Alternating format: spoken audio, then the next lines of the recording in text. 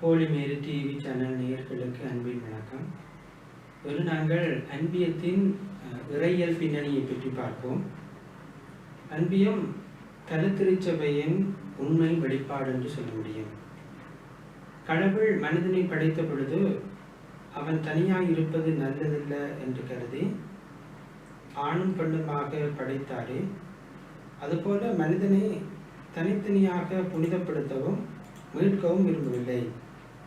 மாறாக ஒரு சமூகமாக கடவுளை அறியவும் அன்பு செய்யவும் சமூக உணர்வை ஆண்டவர் விரும்பியதை அறிய முடிகின்றது.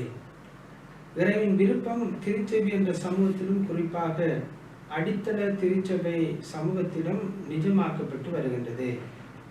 20ஆம் நூற்றாண்டில் நடைபெற்ற 2ஆம் வத்திக்கான் சங்கம் ஏற்படுத்திய தாக்கத்தால் திருச்சபையில் ஈடுபாடும் பங்கேற்பும் பங்களிப்பும் உயர்ந்துள்ளதை உணர முடிகின்றது.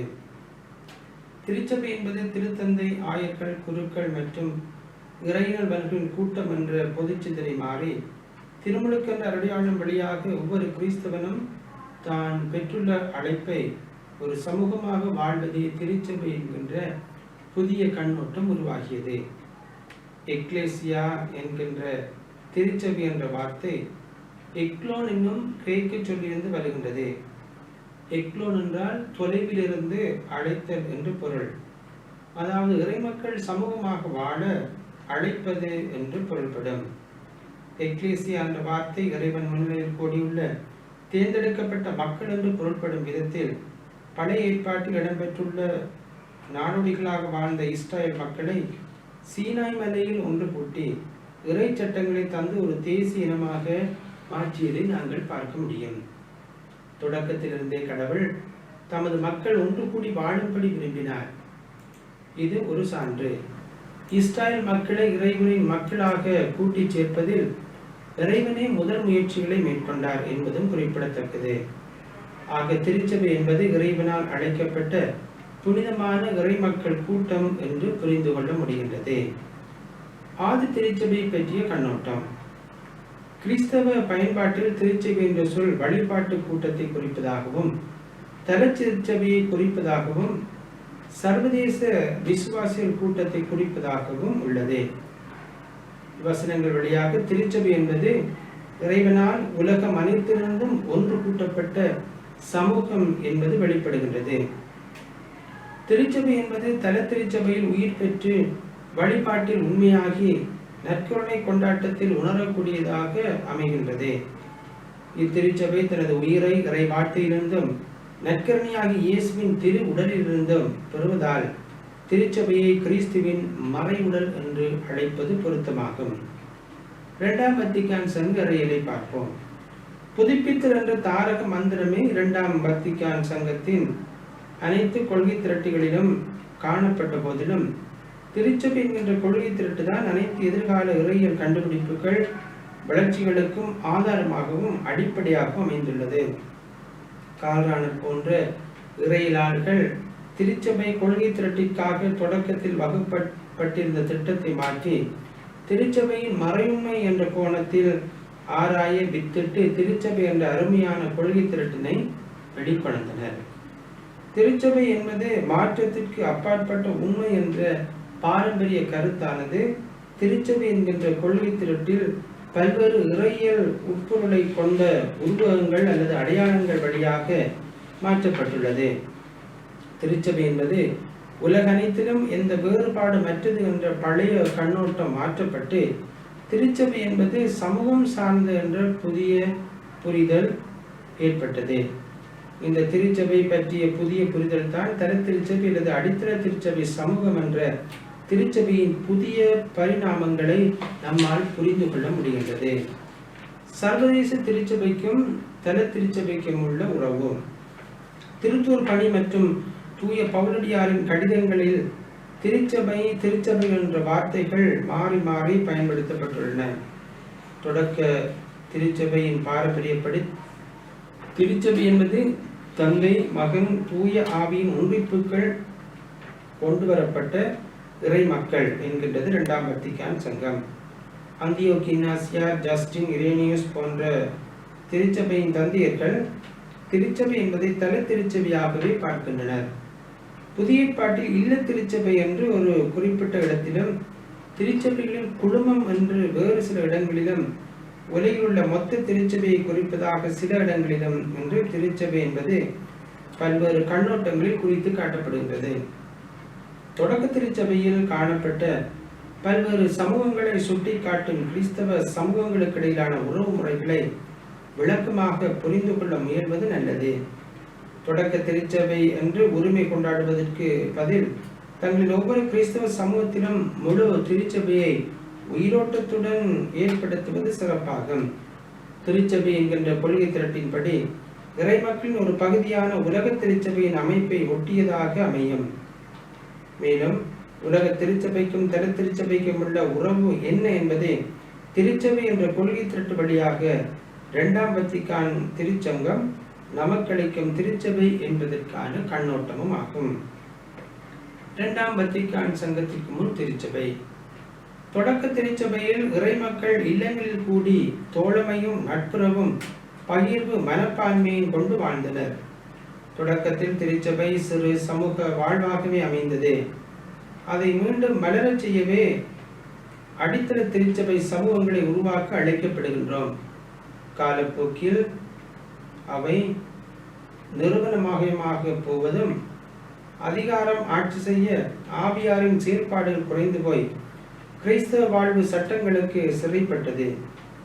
பின்பு தோன்றிய துறவர திருச்சபை, இல்லற திருச்சபை என்ற திருச்சபையில் படிநிலைகளை ஏற்படுத்தியதால் நிறுவனமயமாகியது திருச்சபை.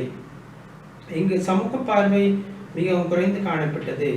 திருச்சபையில் வளர்ந்துவிட்ட கலைகளை எதிர்த்து உருவான சீர்திருத்த இயக்கங்களால் திருச்சபையில் பிரிவினைகளும் பிளவுகளும் உண்டாயின. இதனை எதிர்த்து திருச்சபை பல தற்காப்பு அமைப்புகளை ஏற்படுத்தியது. பல கட்டுக்கோப்புகள் திருத்தந்தின் பொதுச்சங்கத்தால் ஏற்படுத்தப்பட்டது. பல எதிர்போதனைகளால் திருச்சபை அலக்கழிக்கப்பட்டது. எனவே அதிகார நிறுவன திருச்சபை தனது பாதுகாப்பை பலப்படுத்த இறுக்கத்தை அதிகரித்தது.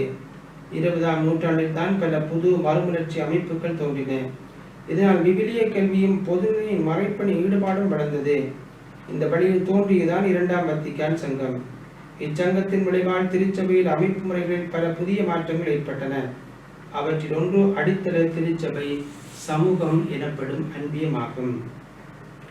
கத்தோலிக்க திருச்சபையின் வரலாற்றில் இரண்டாம் வத்திக்கான் சங்கம் ஒரு முக்கிய திருப்பு முனை அல்லது மைல்கல் எனலாம்.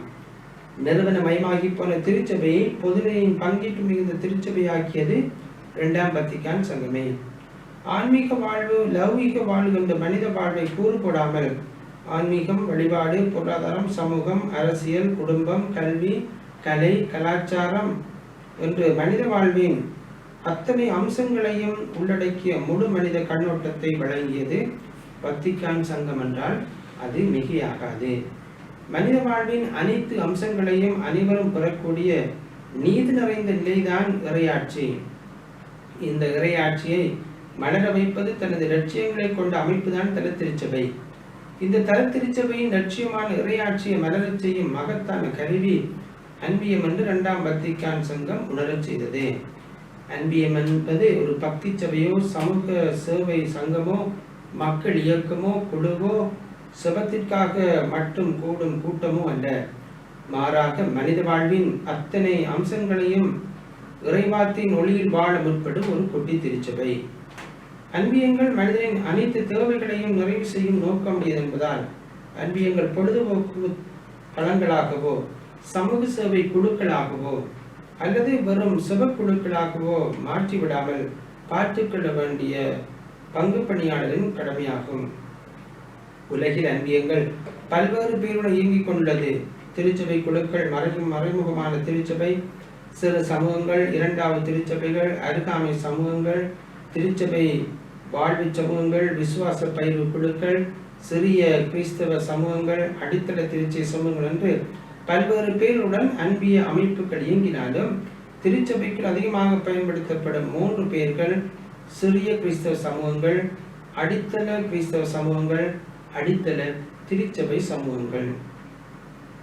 அடித்தள திருச்சபை சமூகங்கள் அர்த்தமுள்ள பெயர் ஆப்பிரிக்க நாடுகளில் சிறு கிறிஸ்தவ குடும்பங்கள் என்ற பெயர் அன்பியங்களுக்கு பயன்படுத்தப்படுகிறது. இங்கே பயன்படுத்தப்படும் சிறு என்ற வார்த்தை எண்ணிக்கையை குறிக்கின்றதை ஒழிய தரத்தை குறிப்பதாக இல்லை.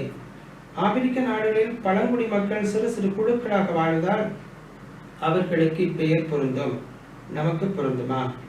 புனித பவுல் கொரிந்து நகரில் உள்ள கடவுளின் திருச்சபை என்று குறிப்பிட்டுள்ளார் அல்லாமல் கொரிந்திய திருச்சபைக்கு என்று குறிப்பிடவில்லை. மேலும் இங்கு கொரிந்து நகர் திருச்சபை ரோமை நகர திருச்சபை விடவும் எருசலேம் நகர திருச்சபை விடவும் பெரியதானாலும் திருச்சபைக்குள் சிறியது பெரியதென்ற ஒப்பீட்டுக்கு இடமில்லை. திருச்சபை என்ற சொல் அடிப்படையில் தரத்தை குறிக்கும் சொல்லாகும். திருச்சபை சிறிதானாலும் பெரிதானாலும் உலகம் முழுவதும் திருச்சபை இறைவன் ஒரே திருச்சபையாகத்தான் பார்க்கப்படும்.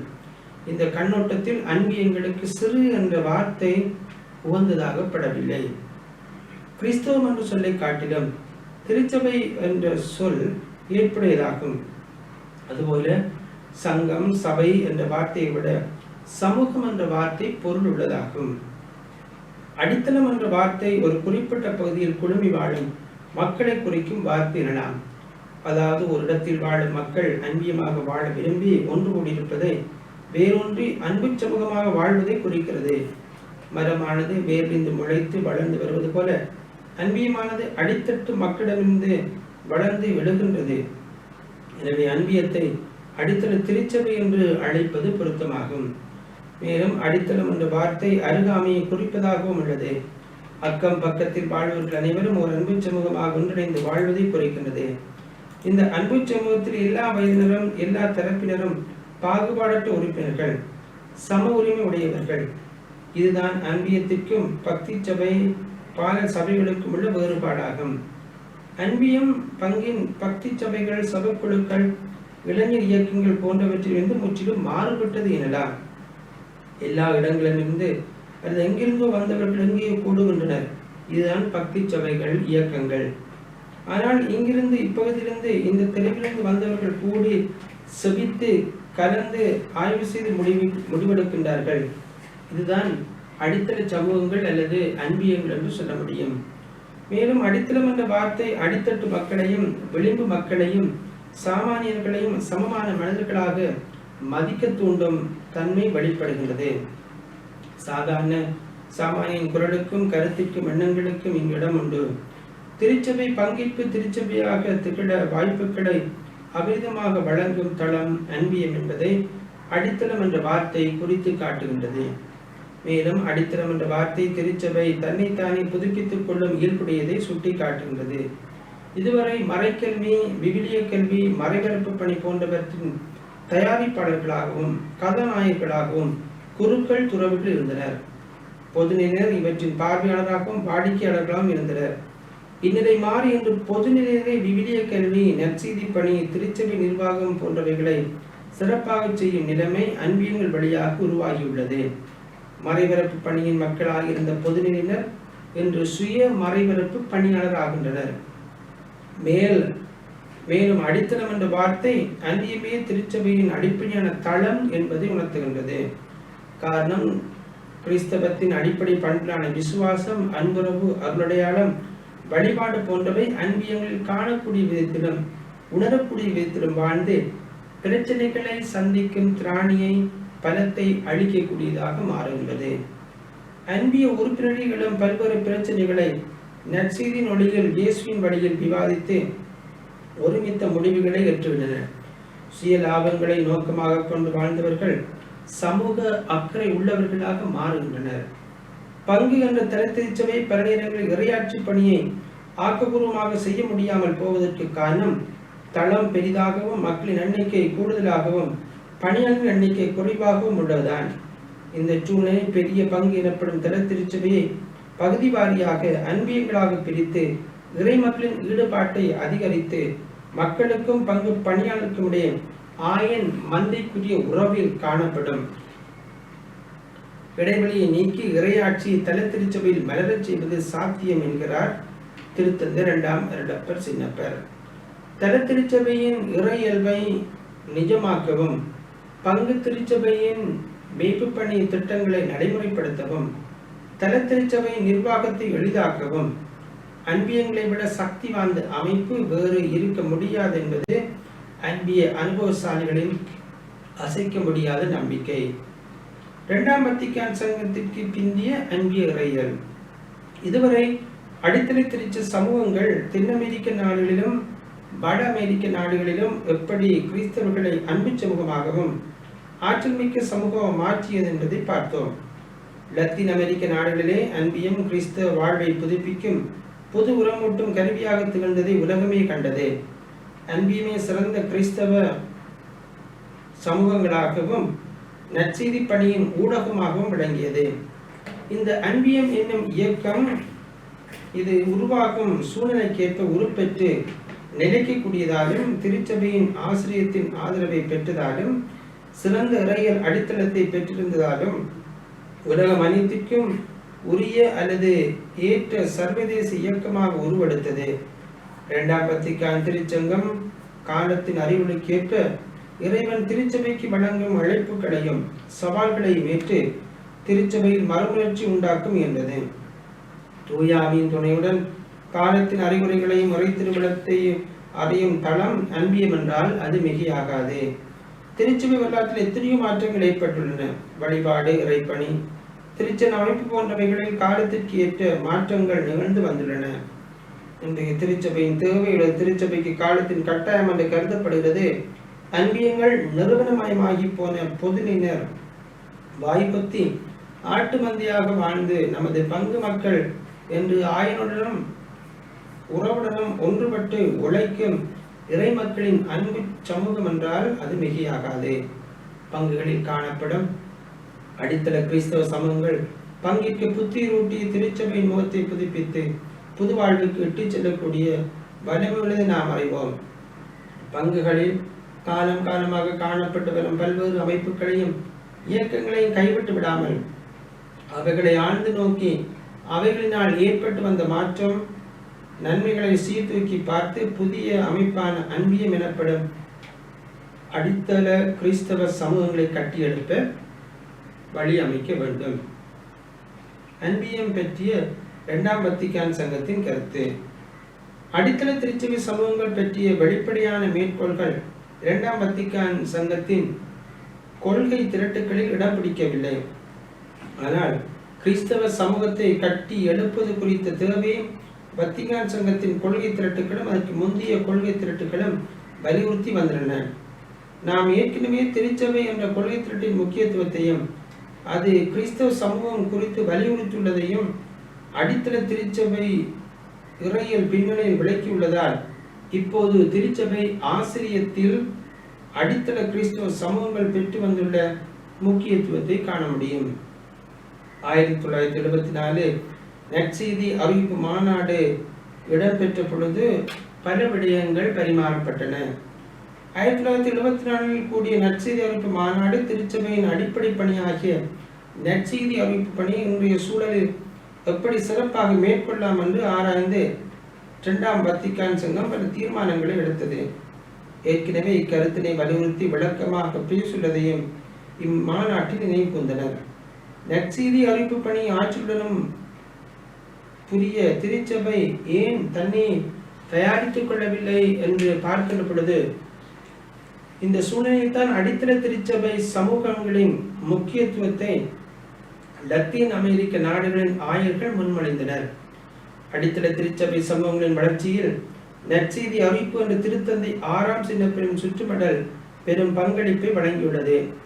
இத்திருமடலில் 6ஆம் சின்னப்பர் 20ஆம் நூற்றாண்டு திருச்சபை இதுவரை இல்லாத அளவுக்கு சிறப்பாக 20ஆம் நூற்றாண்டு மக்களுக்கு நற்செய்தி அறிவிக்கும் திருச்சபையாக மாற்றும் பணியில் அடித்தள திருச்சபை சமூகத்தை ஏற்படுத்தினார்.